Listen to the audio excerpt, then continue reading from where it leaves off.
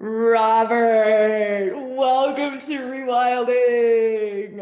Hey, Sabrina, it's great to be here. Thanks for having me. Oh, it is an absolute pleasure to have this conversation with you. I think your work and what you weave into this world brings so much to our community and so much to our audience. And I'm excited to just Thank dive in. you. Thank you. Yeah, I'm There excited we to be go. here.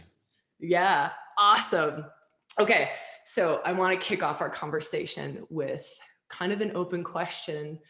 Then it feels like that will lead us into different places. But I would love to know for you, when you're kind of feeling into current energetics and feeling into the grid, what is top of mind for you? What themes or, Oh, yeah, I boy. know, right? Yeah, that's a big question these days. You know, uh, it's interesting you ask that question because last night, whilst kind of skimming some news, which is all I can do anymore because everyone's, I think trying to create a story about the story. Mhm. And you have to kind of sift through that with a really discerning filter to really understand there are real things happening in the world you do want to know about and that you do want to understand how to serve. So I think what's always top of mind for me is service. It's like, how do I, in whatever skill set I'm bringing to the table, serve people and have an impact on the fate and destiny of our times? How do I get that alchemy going? And every time I create a masterclass or anytime I do a podcast or, do anything at this stage of where I'm at in my life cycle, and also in my role as a teacher guide, I'm always looking to what is the thing that I can say or help with that is very unique to my own personal channel, very unique to my skill set and my particular aptitudes. So I'm always in that kind of space of, letting something greater obviously speak through me on behalf of the holism of life. But there's always that sense of what is the unique voice that I can bring to, wake people up, connect them to themselves, and just create a kinder and more compassionate world. And also speak the truth. I think you know my work well to know that I say stuff other people would never say as teachers. It's something I've become known for, and it's not because I'm trying to be a rebel or anything. It's just that's how I'm wired. I can't do politeness at the expense of suffering that others are going through. So that is really what I try to look at, and consider, how do I serve through my voice, through my uniqueness, in any way I can. Yeah. So this brings me to my next question is around this piece of service in our community. We talk a lot about our own individual markers and knowing like where we're being called and when we're being called and what that feels like and what like deep, true, almost soul calling feels like versus like little egoical calling. And right. And also this, it feels to me, I could be very wrong about this, but it feels to me like for you, it's so moment to moment to moment to moment, right? Around what serves this moment and maybe what served last week might not be the same as what serves this moment right now. Yeah. And so I'm just curious if you have anything to share, whether it's in your teachings or even in your own personal practices around possibly letting go and being so fluid and so open to serving the moment. I love this question. You have no idea how much I love this question, because what I'm going to sort of relanguage it and then answer it. Yeah. What I feel you're asking me is something that I try to teach all the time. And, being someone who's been a professional intuitive in the field of intuition, going on 15 years now, the thing that is important that I think a lot of people are not taught about intuitive medicine is that it really is moment to moment to some degree. We're taught formula. We're taught this is the formula to heal. This is the formula to address this and that and the ills of the world. And some of that may apply. It really might be useful. But to really understand what a moment needs, first, you got to be in that moment. You've got to be present to it. You've got to be able, and that means, and this is where I got to pull everyone into their emotional system, you've got to feel what you feel about that moment. You've got to be in your emotional system intuitively, which is a gives you tons of information. It's an intuitive antenna. So in a culture that medicates emotion, that's a challenge. You know, who wants to feel anxiety? Who wants to feel anger? Who wants to feel fear? Who wants to feel depression or grief? They're not fun. They're never going to be, but they're still guiding. And I The think if you, wisdom in them, right? yeah. And so that for me is part of, you know, and it's, I'm not saying it's easy. It sucks. I mean, it can really suck sometimes. You sit there, you take a step back and look at this world right now and this axial shift that's going through. And it's a painful, painful view to look at the kind of bigger picture of everything that's happening. And so for me, you know, where how I'm guided is, like, for example, if I'm going to create a new course or something, I look at what's happening in the field, and primarily, to be specific, of the people that would listen to me. You Yeah. know, I'm not everybody's cup of tea, so I have to really focus on, you know, my student body, people that I'm serving, and how I can best help them through challenges like being overwhelmed with their empathic system right now. There's so much really toxic and radical emotional debris in the field that you have to understand your own empathic system really, really well. So I create a masterclass on that, you know, and then how do I guide people through in a unique way to understand themselves as what I call an empathic soul? You know, that's just an example of being in that moment of, and I wouldn't get to that kind of guidance if I didn't feel my own empathic soul's senses and the overwhelm and overload of them for myself. So it's really about that to me. And I call that living intuitively. What it means to live intuitively is that sometimes formulas work, sometimes they don't. The way you'll know is through your own intuitive system. And that will, as you said, they're so full of guidance. Some of those darker emotions can have tons of guidance. Anger is going to guide you perhaps to set a boundary you need to set.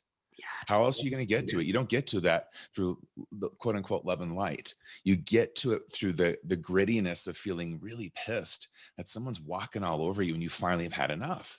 You know, sometimes it takes a darker emotion to really guide you to the medicine you need in that moment. And moments, let's just be clear, can also for me be, you know, like a life cycle, a cycle that you happen to be in. You know, maybe you're aware, I call it the dark night of the ego, when we go through this dark cycle of one identity dying and another one kind of moving up from the soul to replace it, and then from there take the reins of your life forward. You know, so being in the moment is really crucial. That to me is the mystical practice, is just be here. And it's not done perfectly by any means, and I'm certainly don't have it down, but it is about being in the moment unconditionally. You know, you don't have to you do not have to like it. That is not the same thing. Like, being in something in terms of acceptance doesn't mean you have to like it. Yeah. In fact, it's that you don't like it that guides you. So, but you got to be there to get the full intuitive read of something. And then you're going to know, you will absolutely know your next optimal step, choice, or decision from there. Yeah. So here's my next question on that. So step one is be unconditionally fully in the moment. And then it sounds like, just to shift it back to kind of language that we use, is to like broaden your capacity, switch off, shift from being like numbing or avoiding certain frequencies of emotions or certain ways that our bodies are talking, our intuition is talking to us, like being open to, okay, I'm fucking angry. It's actually Right. the boundary has just been crossed. Yeah, It's not something for the 100th time. Yeah. right. Right. So here's my next question for you is, how do you teach, or how did you do in yourself, this level of like clearing it out, right? So that I don't feel anger coming up and then it triggers off a deep old wound in myself and I'm missing the moment. I might be, the energy of the moment is coming in correctly, but my system is operating, responding from a wounded place. Right. From trauma or something. Yes, Yeah. yes, yes, Well, yes. do you know what though? Here's sort of the paradox. That is your moment. If you're triggered back into your history, that's your moment. Totally. So you've got to be with it. And the thing, so I want to also offer just because we're on this sort of now new path of triggering, because I don't think anyone else really says this but me, sadly. Um, there's different types of triggering, and I always think all triggering is useful. It has a message for you. Yeah. If you will, it's a synchronicity, right? And we shame that. We like, oh, if I was so spiritual, I wouldn't be triggered, or if I was a good person, I wouldn't be triggered. It's like the Catholic language put into, that new age spiritual terms, and it's all bullshit. Yeah. Actually, triggering is going to be part of your life process forever and ever. It's never fun, but if you can learn to understand its message. So traumatic triggering, like you're saying, being in that moment and the anger coming up and something just setting you off into an old trauma, you really truly do leave the moment, as you're saying, in terms of I say you time warp back to where that trauma was first imprinted or happened, and now you're in the psyche of 5 years old, or whatever age you were when you were first traumatized that particular way. The thing to be aware of is just know that's your moment. Hey, I'm in a 5-year-old psyche right now, looking at my whole entire life through that filter. So then ask the question, well, how useful is this 5-year-old going to be in navigating what it couldn't navigate back then? This moment that I'm triggered in, it's not going to be too useful. So you do want to, it's sort of like you have to hold this paradox of my moment is a time warp right now, but I've got to be with that then. And then the gift of that kind of triggering is you get to go back to that 5-year-old and ask that 5-year-old and assess, as a mystical parent, what do you need from me now? How can I be the parent to you didn't have? How can I protect you? What do you need me to give you a hug? Do we, and maybe it's they finally need to tell what happened to them, which is oftentimes the case. There's got to be some kind of addressing of what happened to then get your system to come back into the moment. And how that's done, there's so many therapies out there for that. I mean, there's psychotherapy, there's all sorts of talk therapy, any therapy. I think you have in the end have to do a holistic kind of assessment and holistic healing there. I don't think there's any one therapy that somehow gets you out of that space. And you may never get to a place where you're not triggered to some degree, and that's fine. Yeah. The thing is, when you let everything just be okay, you've already taken the reins of the moment. Yeah. You've already given yourself permission to show up. And I would ask anyone to test this out. The next time you're triggered that way and you find yourself going back to, maybe it doesn't have to be your childhood. Maybe you had someone cheat on you in a relationship and you're still in that relationship trying to work it out, and they do something to trigger your suspicion, or to trigger your doubt about them being faithful and committed to you going forward from now. Okay, let's just be with that. Yeah. As soon as we can be with things, now we have choice. Yes. The more we resist being with things, we're in compulsion. We're in whatever that 5-year-old would do, which sometimes might look like shut up, go hide under the bed. Oftentimes, because what else can a 5-year-old do? It doesn't have the power to move forward and confront a victimizer. Yeah. If it did, it would have done it when it was 5. So there's this whole, process there where you have to be in your moment. You have to be with whatever the moment's doing, even if it's a time warp. That's your moment. Yeah. Now, I want to just, if you don't mind, offer something that I identified in clients and in myself through intuitive readings, and I call it mystical triggering. And so I want to give this to people, so just on their level of triggering, they understand the difference between a traumatic trigger and a mystical trigger. Now, let's also remember, once again, we're in a culture, wherever you go, that pretty much makes all triggering, quote unquote, wrong. Right. There's something wrong with you if you're triggered. Well, what mystical triggering is, it's that this isn't a triggering that takes you back in time. It's actually very present oriented. And it's when you see or experience that someone and their holism is being violated.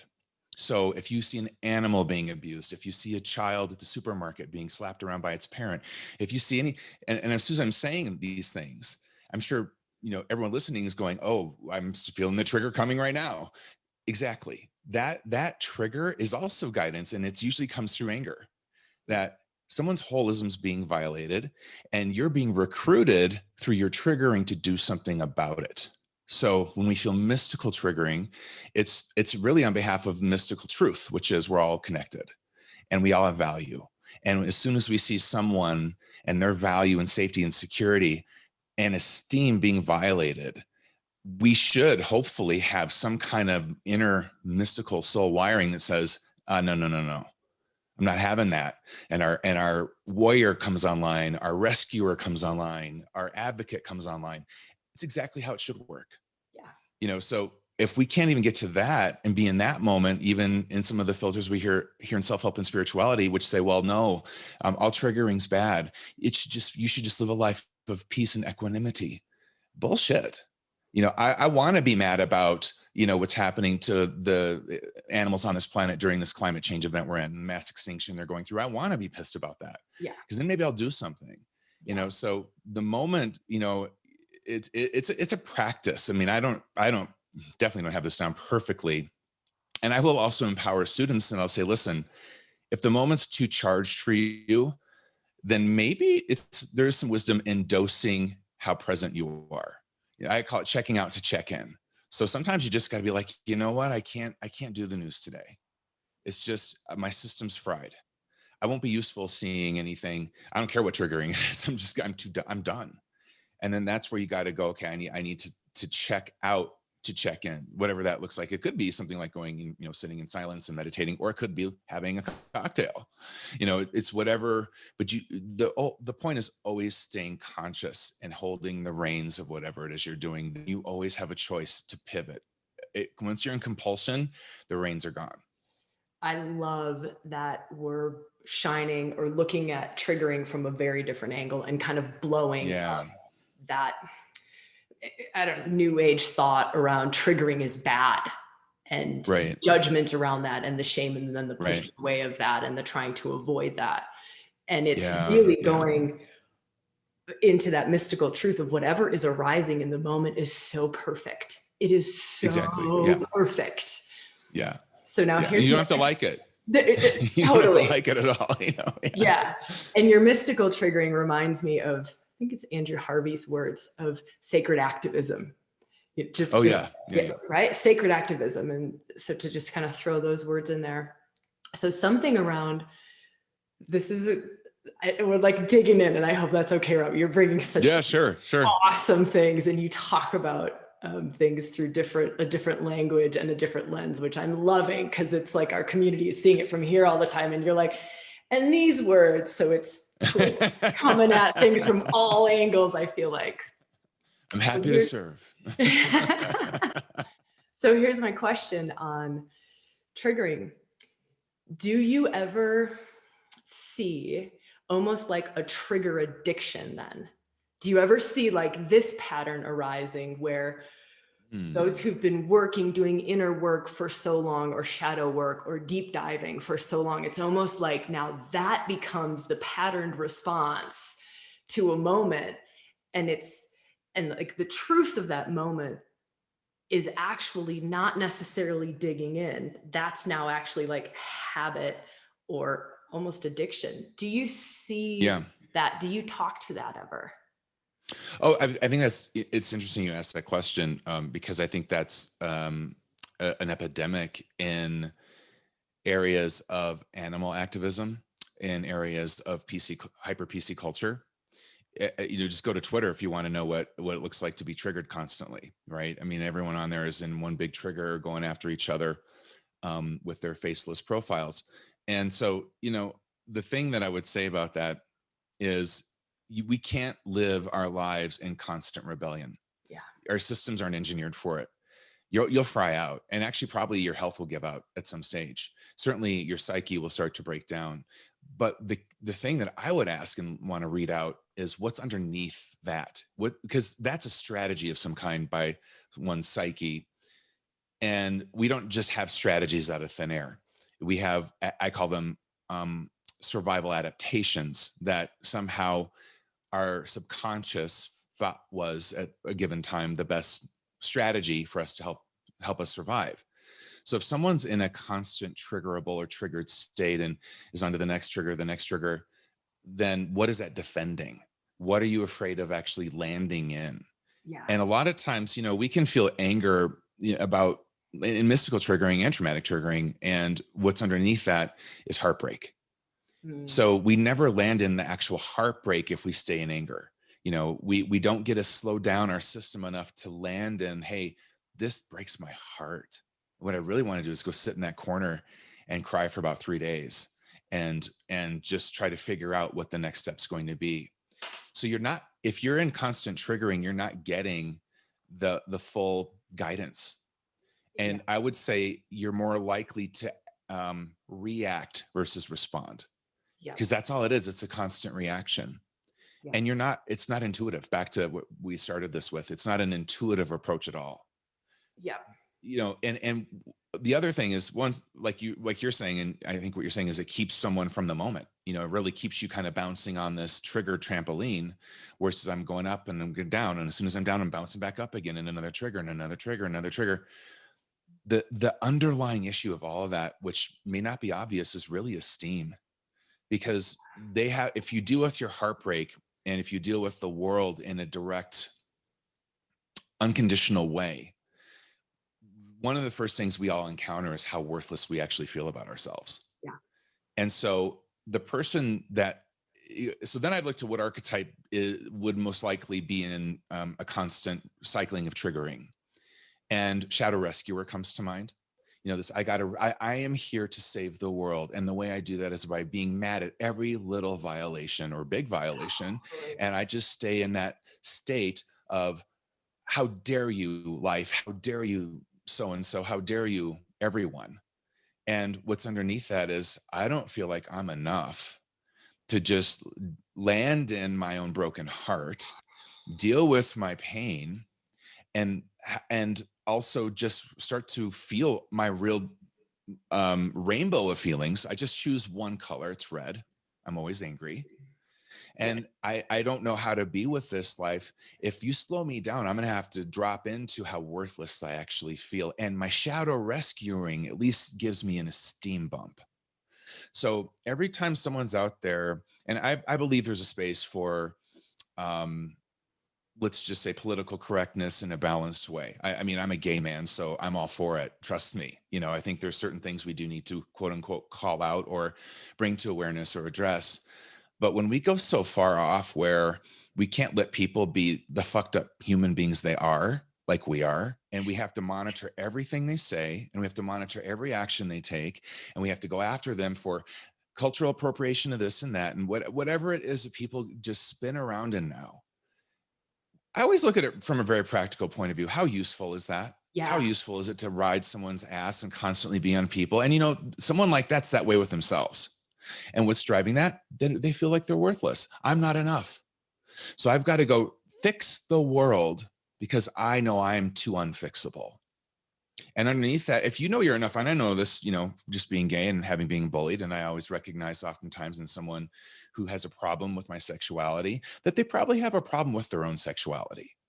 We will project and take out to the streets whatever it is we're not at peace within ourselves. And it's just not right or wrong. It's just what we do.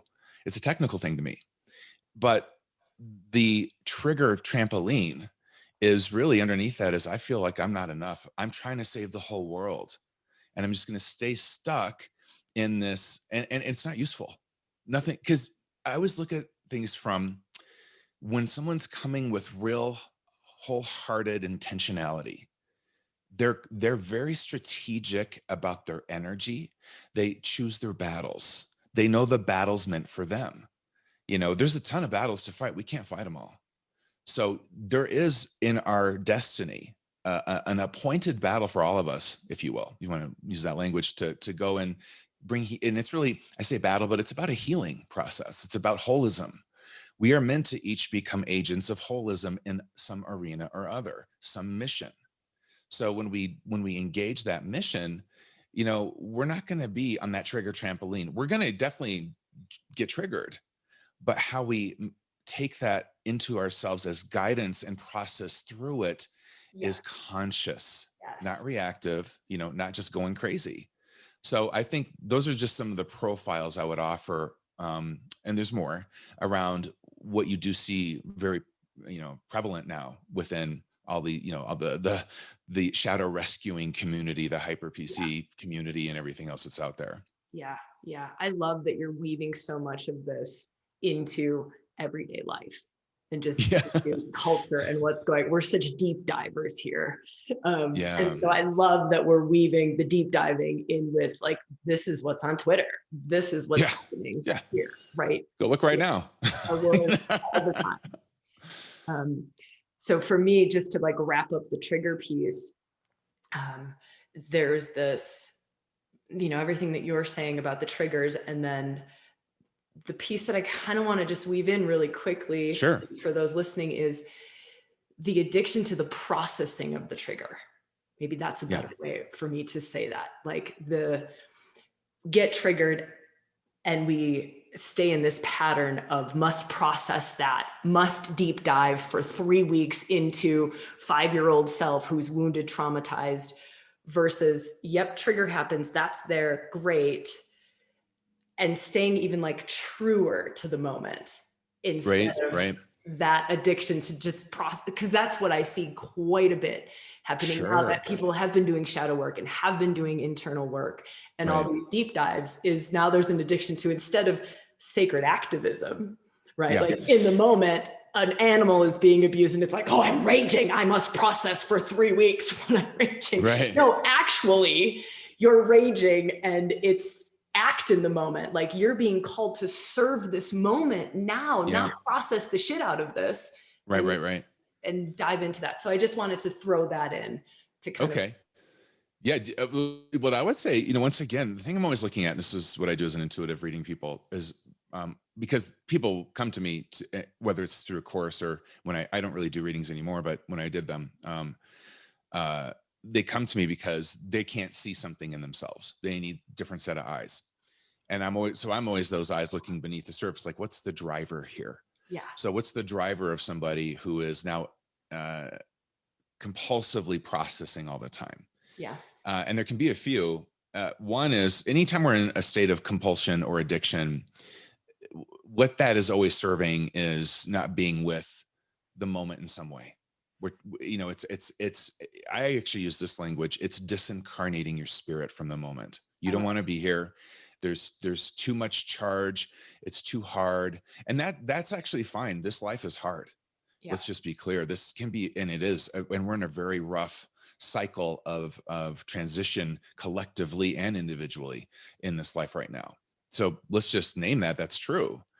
That's where I say, this is where you want to be conscious about how you are here or aren't. Check out the check-in if you need to. Go watch a stupid, like I do around Christmas movie about this prince marrying this, maid, and let it just have a great time, but be conscious about it. Like, I'm checking out. When you do that, you're still in choice. You're still in a conscious awareness. Now, when it comes to that pursuit of every little thing in our psyche that we got to fix, the archetype driving that is the perfectionist. I've got to fix this. Oh my gosh, I was triggered. There's something wrong with me. Yep. What if someone were just to sit in this medicine? You know what? Yeah, I'm triggered. So fucking what? I'm just going to hang out here and I'm not going to go look under any sheets or beds. I'm just going to let me be me, triggered me. What would that, and actually, as I say that, I feel a peace. I feel like, oh shit, I'm okay. Oh my God, who knew? I'm triggered as F and I'm still enough. Oh. And I always say this to people, if you were enough, now what? And when you ask that question, what it does is it's a read on your own system, because what you get to see about your own system is how you go do most of the things in your life out of, I got to get to enough. But if I said, you know what, you're enough now you get triggered. Now what do you do? Yeah. Maybe you're like, oh, I'm triggered. I need to be extra gentle with myself right now. And then, maybe I should go look at this a little bit and see what's going on. But it's not like this violent race to figure it out and, clean up your whole entire shadow closet. It's, hey, you know what? Here's what's true. Let me just let everyone in on something. We're all fucked up. We're always going to be. No one's perfect. You're going to be triggered the rest of your life. Do you want to then wait until you're not triggerable to start being happy and enjoying your life? Is this the formula? Because you'll never get it. How can we be with the moment? This is what unconditional, presence with the moment is. It's like, I can be here and be triggered, and I can zig or zag. Let me just feel this out for a minute. Maybe I just need to take a nap. Yeah. It's a whole completely different approach to how we're programmed. And we have to really be mindful that I'm sure a lot of your listeners are on the journey of self-discovery, seekers of their own sort, and wanting to understand themselves deeper and be of service in some way and find, quote unquote, their calling. That's all lovely. It's all amazing. But we have to be mindful of why. And I will tell you, until you get a handle on how shame drives your life, that's why. I would always look at people in workshops back when we could actually have them before COVID. And I'd be like, how many of you came here to fix yourself? Be honest, and most of them would raise their hands. I'm like, okay, you came here out of your shame. That's fine. You're in the room, but we're not going to move forward by shame driving anything from here. Yeah. We're going to just be with, you're enough right now. You were enough back then. You'll always be enough. I call this soul esteem. You're never not going to be enough. It's part of your nature. You cannot do anything to not be enough. And I can say that and it sounds great, but it doesn't mean it's active. It's not an active truth in someone's system. How does it activate? By being triggered and not doing a thing and loving yourself in that moment, no matter what. You practice the activation. You get to the place of, hey, I'm just going to sit here and, you know what? Guess what? Guess what else is true? I'm 10 pounds overweight. Okay. What else? What else you got? Yep. And you know what? You're still enough. Yep. When we move from shame, we end up in a light dimming loop. We dim our own light, and that's all we continue to do. We're on this like light dimming treadmill, and it never ends. You'll never ever be perfect and fixed. Yeah. Can that be okay with you? Yeah. And as soon as we start to go, I think that can be okay. I might not like that, but let me just practice in this new set of truths about my nature that, hey, I'm enough no matter what I do. So now what do I want to do? Yeah. Once you get the shame driver out, which is going to always drive you through compulsion, like you're saying, addictions to process and fix, well, that's going to be a pretty painful life. Yeah. That's its own pain. How can we? Yes, we do need oftentimes to embrace and heal into our natural holism more and awaken things in us and bring awareness to trauma and our mystical triggering. That's actually all true, but how can we do it from a different intentionality? It's like, the yo-yo diet syndrome where people lose weight because they don't think they're enough. And then they pull it off. They lose 100 pounds. But what do? They gain it all back again. Why? Because what was driving them was their shame, not their worth. Yeah. What if you said, you know what? I'm enough to take better care of my health and eat well. And out of that enoughness, I'm going to lose some weight. And that to completely me is different driver. The root of it. Like that's the root, the deepest place that you can get to. Yeah. And we all got it. I mean, I'm not going to present it like I've got this down either, but I know it as an intuitive in people's system, and I know it myself. Yeah. And when it comes around, that's when we practice. Okay, I'm being driven by shame here. How can I pivot? What's the mystical pivot here? And sometimes, I'm a fan of prayer. Sometimes you got to do a ritual or pray that stuff up to a greater power and get that juice in your system and that electricity going, because your power alone can't pull it off. Yeah. So, and that greater power might look like you go to a support group and actually just talk to people and everyone shares in soul esteem together. Hey, we're all enough. Let's just hang out. We're not going to process. We're just going to hang out in our enoughness for a minute. Absolutely. We just opened a circle with that exact energy. Oh, awesome. That's wonderful. Radical acceptance. Enough. Yeah. It's all so love this conversation. I would love to weave into fate versus destiny. And I know a lot of people have a lot of different ways of describing fate and ways of describing destiny. But I almost feel like this is a good segue into how we talk about fate versus destiny. That happens to be something I know a lot about, Sabrina. Right. Well, convenient. About then I'm asking the right questions. Fate and destiny. I feel like I've been and still am an eternal student of these forces of our lives. And I'm going to language it a few different ways. I kind of consider them two voices, two forces, in a sense, two graces that pulse through all of our lives. Fate is, and it's important to embrace what fate is. And the Greeks had this down. You know, they had a goddess Moira for it. And they also had the three fates, which was like three faces of her. Um, and they gave a space for this part of what is also a facet of the divine feminine in a way. But fate is, I'll language it this way. It's, and then I'm gonna language it like five other ways. It's when you're born, just image that you're dealt a certain hand of cards, and that is what it is.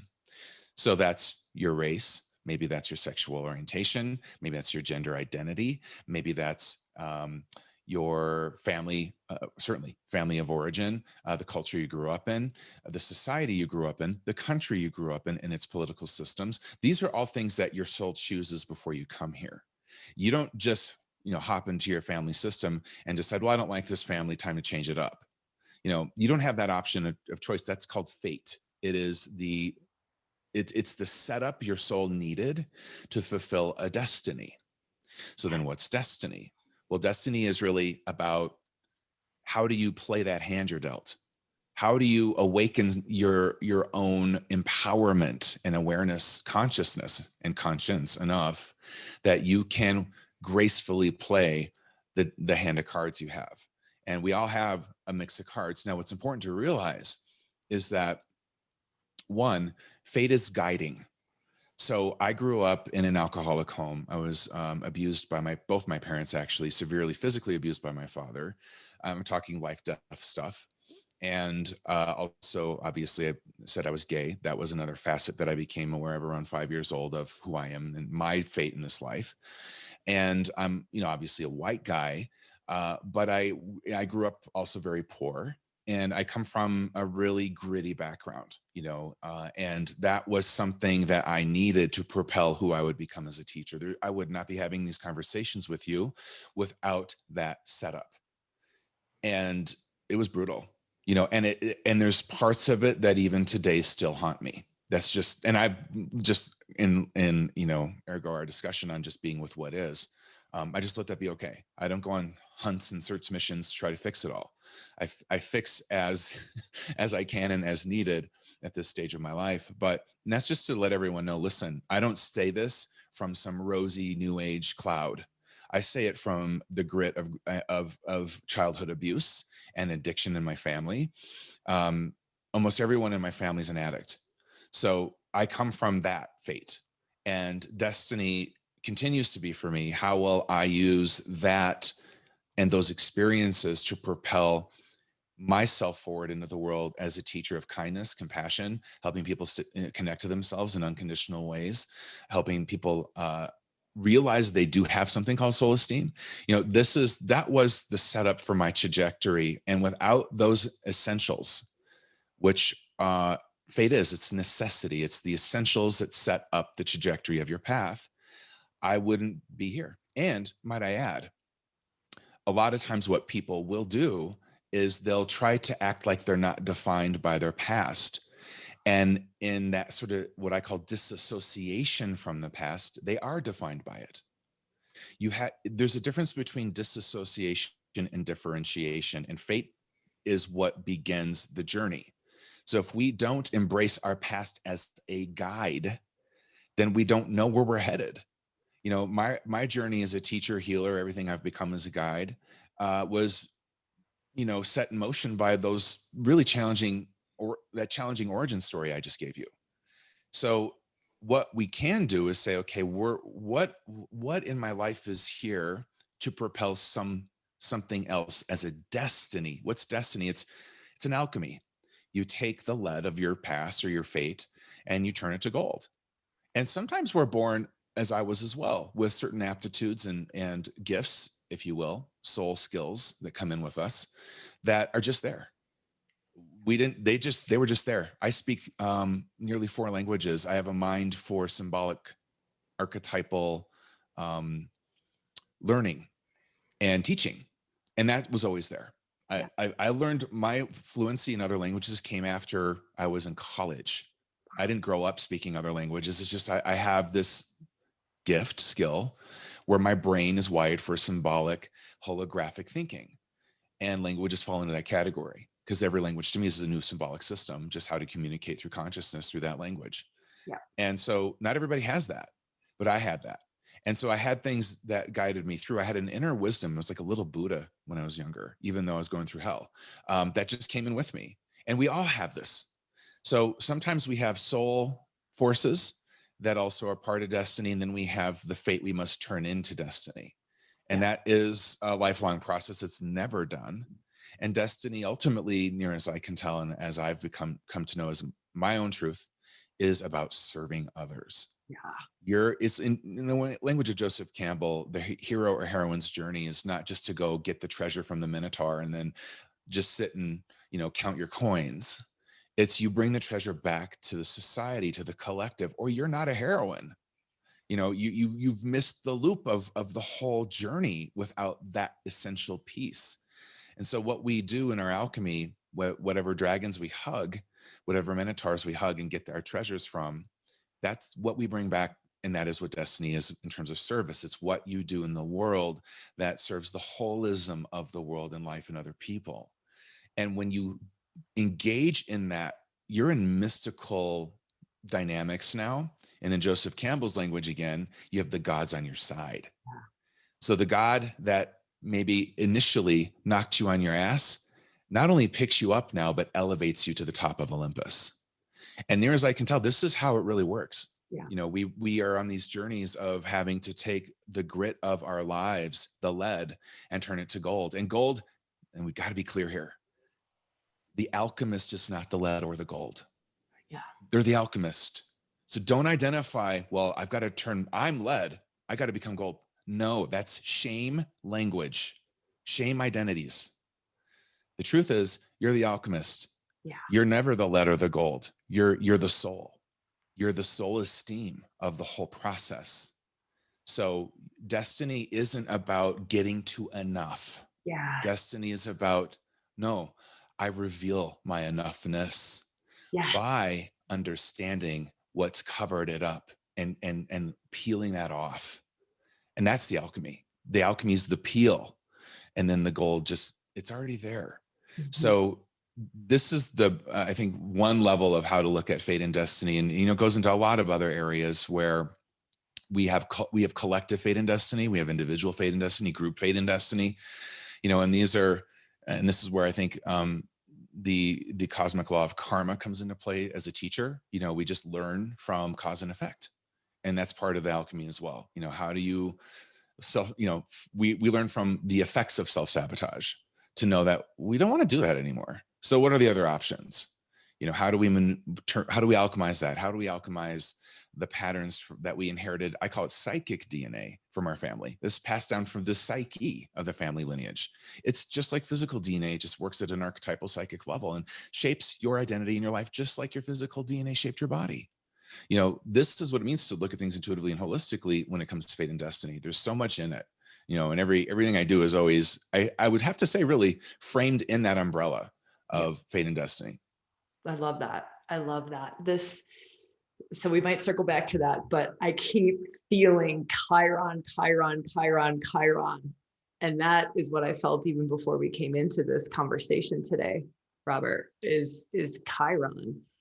And yeah, one of my favorites. To this wounded healer archetype, some of the words that we'll use around it is, and there's many aspects to Chiron, of course, but some of our greatest gifts come from our deepest woundings, and almost linking that to like the fate and destiny conversation that we're talking about.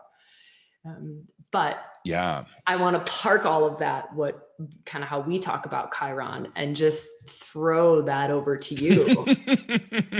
I remember, how much time you got? I know, right? I know. So I remember hearing you say something about Chiron related to this year, possibly in the astrology. I might be making that up, right? But there's something about Chiron and us having this conversation and bringing it up today that feels really important to me. Yeah. Well, we're this new era we're in, and I'm jump into some language here that comes from my little filter of reality. And as absolutely, as you know, astrology has been a massive player in a lot of my work, frames a lot of things I do, and it is my favorite intuitive tool, hands down.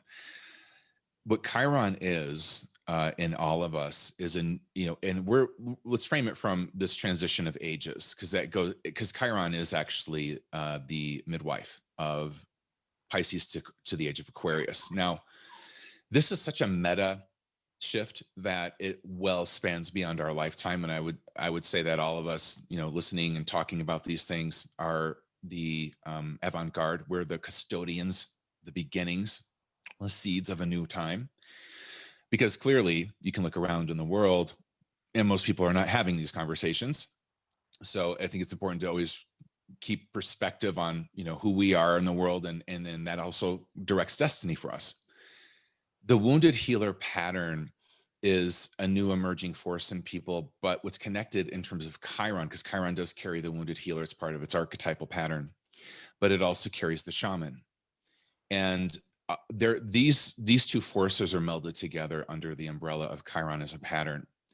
And when we go to the mythology of Chiron, there's so much to distill from his journey in myth, and that really points to what the pattern is. Now, why Chiron matters, I think, probably more than any other archetype, actually. And not just, for this year. This is an era shifting force. This is the new force that is about us coming into our multisensory abilities. This is the new force that's about us becoming awakened to a both and consciousness. Chiron was both mortal and immortal. Everything around Chiron's medicine centers around both and. Yeah. And that's what a shaman is. A shaman is someone that can traverse dimensions and be one foot in one dimension and another foot in another dimension. So in traditional, I think, in terms of the archetype of shamanism and how a shaman becomes a shaman, which is part of Chiron's story, there's always some kind of initiation. And it's not sweating it out in a dude ranch, in some teepee for a weekend initiation. This is hardcore near death, what we would call now near death experience types of initiation that often happen to someone in a tribe. That really what happened technically is they would have that near death experience, go to the spirit realm, as we do in a near death experience, but then they would actually not fully die. They'd end up coming back with a conduit open between the two worlds now, and then they would be the conduit for the tribe between two worlds. That is one of the ways the classic pattern of shamanism has come to be. Then that began to also spill off into lineages and people being just initiated more in a conscious way through certain trials and tribulations that the tribe would organize for them to create that kind of psychic shift. But what we need to know now is that we are each under soul contract in this new age, and this is the new age of the co-creator. Now, that word gets thrown around so many times it makes me throw up in my mouth, because a lot of people just throw it around without even understanding, just like shamanism, without understanding what they're even talking about and what's included under the umbrella of shaman or co-creator. If they knew what that was, they'd run the other way. Yeah. I would. Yeah. It's no joyride.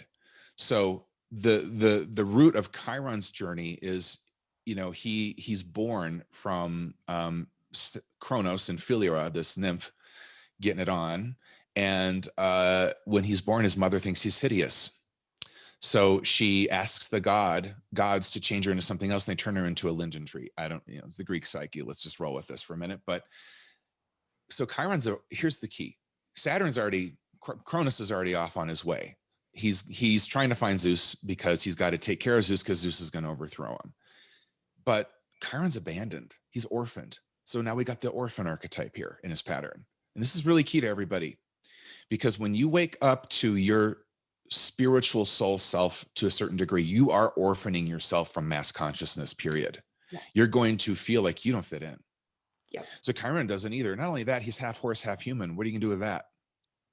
And he's also half mortal. His horse half is mortal. The upper half of him is divine and immortal. So this is about us waking up to the both and of who we are. We're both mortal and immortal. We're souls in a human body for a certain allotted fate, destiny journey. And that is the pattern of Chiron. But what used to happen is all of that would be projected onto the shaman for a tribe. Now you can't project it anymore. You have to own that journey for yourself. And that's what Chiron says in this new activation toward the Sage of Aquarius as co-creator. Because what does co-creator mean? It means, look, there's a co here. There's stuff that's created I have nothing to do with. I did not create the solar system. I don't create how the sun rises in the east, sets in the west. I don't create a lot of the things that happen in this life. It's bigger than me, bigger than my power, bigger than my influence, period, end of sentence. I, in fact, incarnated into an Earth School matrix of energy where there were already patterns managing reality before I showed up on the scene. I fused into them. I fused into their momentum. And as a alchemist, I'm here to help, yes, shift fate to destiny. But there's a we in all of that. That's what co-creator means. There's a co in your creation. So if you want to launch a business and you want to get yourself out there and create something, you better consult your co. You better understand, hey, is this going to serve the collective? Is this something they even need? Because if they don't need it, you're not going to have a successful business done. So you have to be able to say, look, I got to understand the co of it all. I got to understand the co of my life. And what we in this self-help spirituality arena here is you can have anything you want and manifest anything you want, blah, blah, blah. It's bullshit. And you know how it's bullshit? Because you're already living what's true. And that is, no, you don't get to just do anything you want. You have an allotted lane. I mean, I wanted to be Mary Lou Retton and look what happened. I'm just saying, you know what I'm saying? I loved gymnastics when I was, and I got too tall. My body got too tall. I went down to track to become a junior Olympic track athlete instead. This is what I mean, is we already lived the obvious things that are already saying, look, you can be anything you want to be if it's in your potential. If it's not in your potential, give it up. It ain't happening. Potential means it has the inherent capacity in you of coming into being. If you don't have it in your capacity to come into being and the archetypal architecture to support it, it's not happening. You might think you want to go be a singer, but if you can't sing, come on. So I hope I made that point, but there's a co-creator, and Chiron's still subject to fate. So him and Hercules band up. The centaurs in mythology were very unruly. They were always having wars with men. And they decide, well, we're going to try to unify men and the centaurs because, hey, I'm half centaur, half sort of man form. And Hercules, of course, is half divine. And so they're like, well, let's just see if we can pull this off. So while they're at this truce meeting, a battle breaks out, and swords and arrows start flying, and Hercules accidentally shoots Chiron in the leg with a poisoned arrow. And this begins his journey as the wounded healer. And with this poison, and you have to hear the word accidentally. I want to emphasize that, because when I look at my own history and everything that happened to me as a kid, on one level, it was absolutely personal. How could it not be? I was a child. But on the other hand, it wasn't personal at all. My father, my mother were acting out their pain. It wasn't about my worth, which, takes a long time to really realize. And it's a very painful journey to get there. But it was about their pain, their poison arrow into my leg. And so we all have things that's going to happen that is going to feel absolutely personal. But if you get symbolic eyes on the scene and you look at the soul contract clauses in play, it's not personal at all. Yeah. This is the poison you need to start your journey of the wounded healer. Now, why that sounds preposterous. Why would we need to be poisoned to start a journey of healing and, blah, blah. Well, check out what Chiron does. Chiron, in an effort to heal this poison, and he was already a healer. Apollo trained him to be a healer. Apollo took him under his wing and said, hey, I'm going to teach you the healing arts. Apollo was took him out of his being orphaned, said, I'll teach you divination. I'll teach you music. I'll teach you healing, all the fabulous things Apollo was about, right? And he does. So Chiron already knows how to heal, but he cannot heal this poison. It's from the Hydra. It's this dark. And what is the poison? It's the shadow. It's the human shadow. It's everything in there that we would call evil or unclaimed or unintegrated and dark that does the dark in the world. It's in his system now. And so it's in the mortal part of him. So it's starting to poison that. And he's in this really horrific conundrum. He can't die because the immortal part of him won't let him. But the mortal part of him is in this constant agony of death. So he goes on this hunt to try to find medicine to heal this wound. He can't. He can never heal it. But you know what he does do is in his pursuit of healing that wound, he develops medicine for everyone else. Mm. This is in part what the wounded healer pattern serves. It is your journey of healing and sourcing healing for your own woundedness. And what is a wound? It is something that has been inflicted upon us that violates our holism. And we have to somehow get back to holism. It's our healing is about getting back to holism. So you got to follow the myth, because this is where the payoff gets huge. So Chiron can't die, but is in a death process constantly because of this wound. And finally, he gives it up. He says to Hercules, look, dude, you got me into this. You go talk to your father, Zeus. I want to go to Hades and completely die. I'm done. This is bullshit. Let me just go. I'm done. I'll give up my immortality. I want out. And what he's really saying is, I accept the terms of the wound. Yeah. And without a need to try to fix it anymore, I'm done. So Hercules barters a deal with Zeus. Zeus lets Prometheus out of Hades, who was down there having his liver pecked by a vulture every day, and says, okay, you can take Prometheus's place. I'll let you go down there. I'll set him free, and done deal.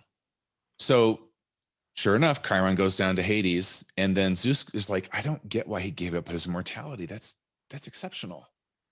So he decides to release him out of Hades into full divinity as the constellation Centaurus. Now, what is huge here is that you gotta follow what Chiron did. Here is our Chironian medicine. It's right here. It's that this paradox. And when we enter into healing and mysticism, we're always in paradox. You don't take your logical right, wrong, either or mind there, it'll fail. You'll never get traction.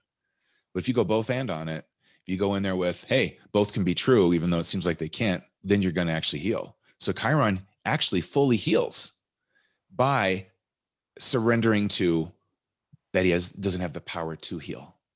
Yeah. He lets a greater power come in. And then that's how he ends up in his full immortality, because he lets, and let's language this now in practical terms. He says to his own soul, look, I've done all I can. I've come to the end of my power. So if there's a greater power that can take care of this, fine with me. If not, I'm willing to die. And it's in that moment of paradoxically giving up that he heals. So our deepest wounds, what Chiron shows is, you're not healing them at the level that they were inflicted, part one. Part two, you have to be willing to be okay with them never healing for them to heal. Yes. And in all of that, this is how we get to a way to walk within Chiron's hooves in power. This is the new power that is part of the new co-creative age, is to realize life isn't this journey of being fully fixed or healed. It's being okay with all of it, and then letting what can heal. You know, I knew someone back in the early 90s that had a gay man, and this is before we had meds, that was HIV positive.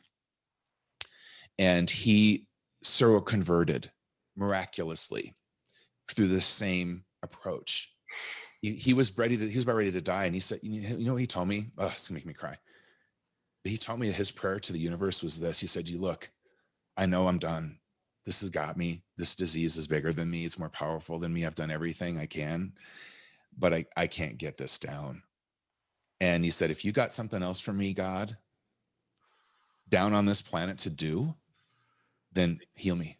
And if you don't, I'm ready to come home. Oh, And he healed.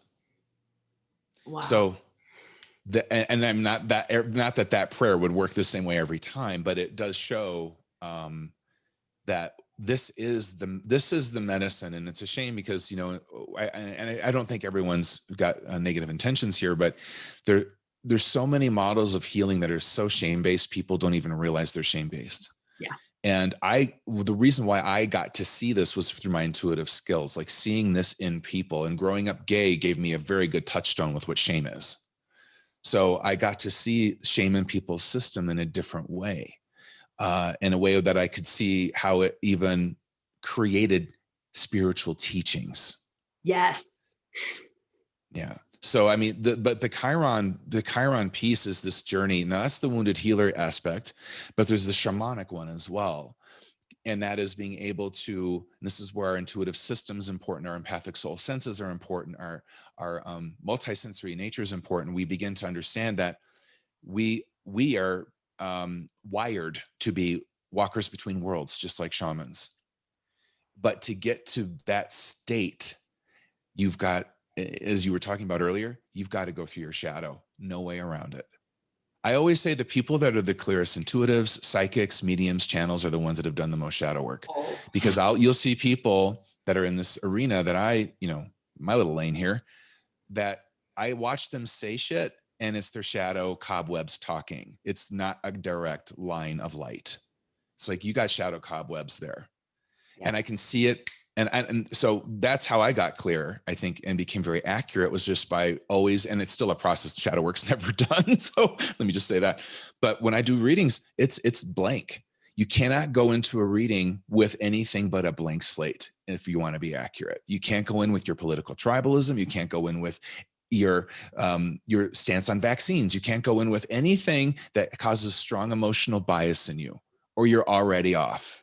Yeah. And so there's just this new era of shamanism being about a new, really psycho-spiritual growth in us, where we don't have a shaman for our tribe per se. We still do, but this is the shift that manages the communication between dimensions for us, like a priest, supposedly would. That was, one version of it. But if we go to some more indigenous, tribes and et cetera around the world, you'll start to see, without all that Catholic, hierarchical, patriarchal, shame-based structures, you do begin to see the true essence of a shaman. And a shaman would ask, so for example, a shaman would have to ask the spirit world, can I even heal this person? Because sometimes an illness is there as a teacher. I can't take that away from you. Yeah. They go in and that's when someone's really lined in. When they start to negotiate the greater power, the greater soul contracts, and they ask first, hey, what can I help this person with? Versus an assumption that all power's on offer. All options are on offer. No, they are not. I could never read someone beyond what I had permission to see. Yeah. And the maturity to probably handle, I would add. But becoming shamanic, and with Chiron is one of the biggest developmental players in all of our lives, certainly your listenership. This is front and center in your growth, because now you are under contract to become a shaman. And this is nothing special from the point, don't inflate it. That's your shadow talking. That's your I'm not enough talking. This is brutal. Are you even kidding me? It's brutal. Shamanic consciousness, to get to activate that, takes exactly what they went through, some kind of near-death experience. But now it's not necessarily physical near-death experience. These are psycho-spiritual deaths. This is the dark night of the ego. Yeah. And it brings online this sense of, I got to communicate with some other greater forces, because my wounded ego identity that's trying to run the show is not pulling this off. In fact, it's scheduled to die. So a more empowered, healthy ego structure that has the soul behind it can actually take its place. And this is, I think this is something that we are under contract to go through in various, significant cycles of life, and, various stages within those cycles. There's an actual complete mapping of stages in this that I've taught on before. And we're all going to go through it. It's the new facet of how we psycho-spiritually evolve. So, and Chiron is the centerpiece. Chiron is the one that holds and anchors the archetypal dynamics of this in everybody. There's Chiron. Boom. That's just the primer. I knew there was a reason that I kept hearing Chiron, Chiron, Chiron before we came here today. Robert. It's one of my favorite forces.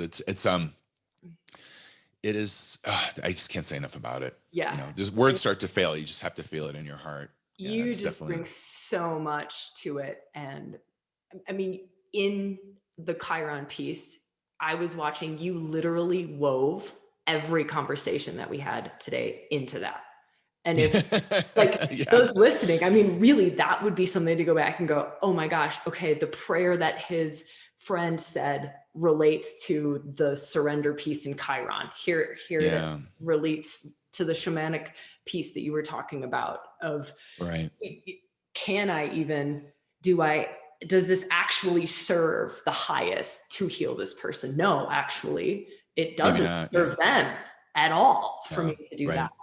And I mean, that wove everything back to triggers, back to feeling enough in every moment, back to just Right. sitting with our triggers and fully loving ourselves. And I'm Yeah. okay. I'm triggered. Yeah. And this isn't, I mean, you literally geniusly, I don't know how many people's brains can keep up with it, because my brain was like, oh my God, there it is. There it is. There's the link. There's the link. There's the link.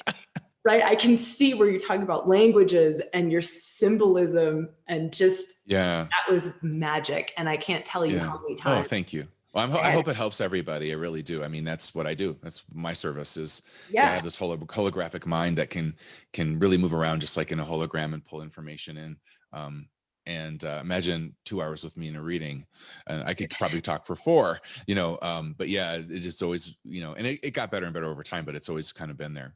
yeah, just the amount of also truth chills that I had, and those don't happen Ooh, I like that. Truth chills. Ooh, I've never unless heard that it's before. like high vibratory, like, that's a big truth, like universal truth, or big, Yeah. just, Yeah. it was really stunning.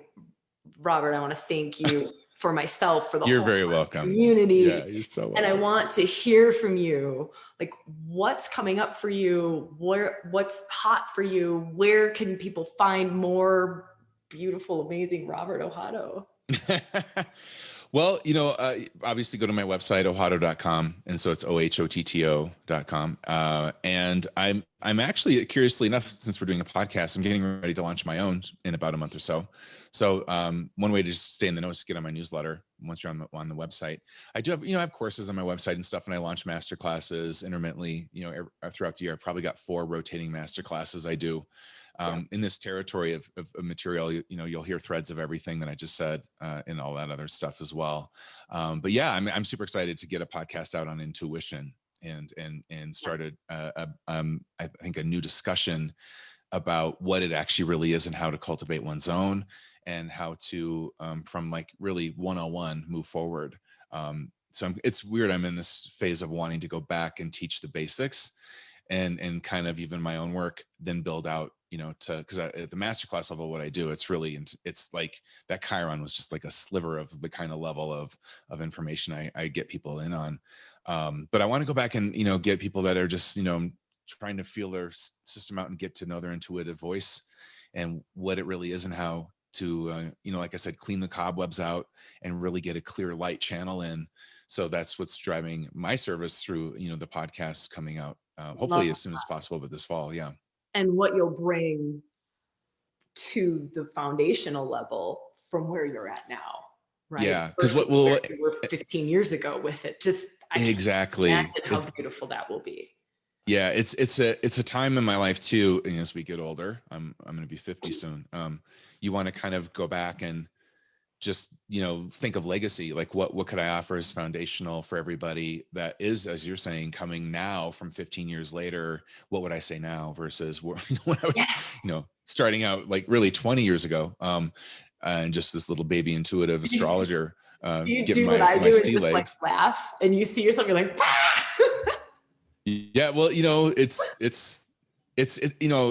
think of all your own dark nights, like what you've been through to kind of cultivate new perspectives, and how my perfectionism was running a lot of that back then. And you start to see like, oof, you just want to give that person a hug half the time. I'm like, oh, I just want to go give that Ohado a hug from 15 years ago and just tell him, you're enough. You're enough, dude. But yeah, so I'm excited about it. It's kind of looking to the past to know where to go in the future, which sometimes that happens. You Yeah. look back to see where to go next, and I'll also just look forward to restructuring some things, and also, kind of touching on what I said earlier. I do see a lot of misinformation Yeah. out there, and kind of cleaning that up the best I can. So people, misinformation causes suffering. If you're learning spiritual teachings that are actually coming from a shame-based center, that's going to just reinforce the shame and make people feel worse. It doesn't really bring the healing. And unfortunately, there's so much of that.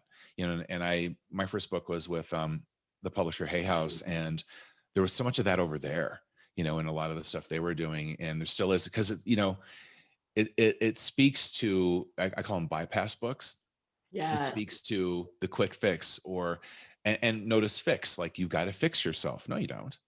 You're already enough. This is about revealing that. This is about an alignment to what's already in your nature, not about fixing anything. And that's a whole different approach. And there are some really great teachers. I love Brene Brown's work on shame, and some of the stuff she does. She's to me, a very clear and clean teacher in a lot of those regards. And I love her approach from more of this. I do have a BA in psychology, so I love that kind of more stats and rats that she brings in terms of what she says in the study she used to back it up. But yeah, I think that's why I'm excited about the podcast. It's called Your Intuitive Edge. It's going to be, helping people get to that edge in themselves where they can really just cultivate that clarity, and how to do that, topic to topic. I mean, it's endless. I could teach about that till I'm 70, so yeah, it's going to be fun. One program that I want to give a shout out to, just because I know some of the women in our community have spoken about it, is, okay, I think it's called the Empathic Soul. Yeah, that's, and it's interesting you bring that up. It's a masterclass called the Empathic Soul and Love Rebel. Yep. And I launched it a little over a year ago, about a year ago. And I actually did a follow-up to it as well. And this is a big, like 20-hour, masterclass. And it's kind of the cutting edge of my work. And a lot of what I just talked about, Nice.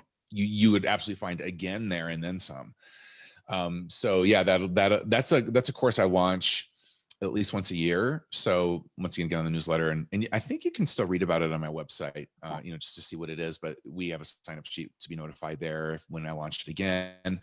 And I launch it versus just leave it up all the time, because I like to be part of the Q&As. So I always do a new set of Q&A sessions for the students that are coming in, and then it allows more interaction. And, I want to make sure that you're understanding the content, and I can be there to help ground any blind sides out and kind of cover some things as well. And yeah, that's one of my latest and greatest bigger courses that even demanded its own like follow-up 2.0, which I'm teaching live now. I've got a lesson this weekend actually I'm doing, but that's about, just understanding that some of us come in wired differently on a soul level. Yeah. And I call that the empathic soul. I would see it in my readings. Like some people, and I think we just assume from our own bubble that everybody feels the way we do, or sees the world we do, or has that driven seeker archetype to figure out the whys of the universe. And what's true is they don't.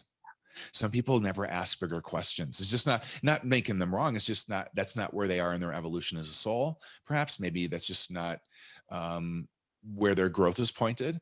So we feel like everyone must ask these questions, and it's not true. Yeah. A lot of people are just happy to hand off any questions to their religions and just, go on sinning all week. But, the thing is, really, some of us do come in with a different bandwidth at a soul level to receive and feel information from life. And how does that work when you're still now fusing into the development of human psychology that can't accommodate that? Exactly. And oftentimes shames it out or stats and rats it out of you. Yeah. And what I realize is we need a multisensory psychology, not only that, a multidimensional one. And that's what Empathic Soul 1.0 and 2.0 became, is that my going in, and it's useful that I have a psychological background, because it lets me take models I learned in that and then go beyond them in a way that's still grounded, and still very grounded to what we live. But, if you're coming into a system like I did, an addict system as a family, and you feel your parents because you're an empathic soul that can, how does that affect you when you're 4 years old, 3 years old?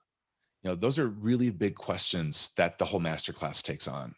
I love that. And I know that so many of the individuals in our community have asked questions around that, around this deep sensitivity, this deep empathy, and almost from a framework of like, what is wrong with me? How do I fix That's absolutely it? right. So I love what you've put together. And I also just love the space that you hold, and this unconditional love space, and it's enough right now. And yes, Exactly. it's both and. Start from It's enough. enough right now, and things can shift and change. And Robert, I appreciate this conversation and everything that you gifted us with, and just the way that you serve. It's amazing. Oh, thank you, Sabrina. Really, truly my pleasure. Absolutely. Wow. Are there any parting words that you would like to leave? I think you just kind of hinted at it, just sit in that question. If you were enough, now what? Like, what do you do if that's not, if trying to get to enough isn't driving your choices and your decisions in your self relationship and relationships? Who are you? How do you move in the world how would you move in the world if you knew you were already enough? And I think that kind of, it can trigger a sense of where you're stuck in the illusions of low worth, and then how do you actually, and this is mystical paradox, how do you actually then bring worth there? Well, you start with the idea that I'm enough already, and there's nothing to fix. And, it is a practice. There's many elements to that, but practice enoughness. Just give it a shot. You can always go back to your low worth. I mean, it's always an option, but I myself, whenever I'm making a decision, and I can get caught into shame-based drivers and low worth drivers just like anybody, but I slow myself down and I take a minute and I think, well, I'm already enough. Now, what do I want to do? And it helps with boundary setting. It helps with overgiving. It helps with dialing in my energy. It helps, it's just a really good metric to use in your life. I would just leave with that. Oh, Use enoughness as a new metric and see what happens. I love it. It's perfect. All right. To all of you who've been here with us, we are so grateful for this space and so grateful to be here with you. And I will see you when I see you, where I see you, and how I see you.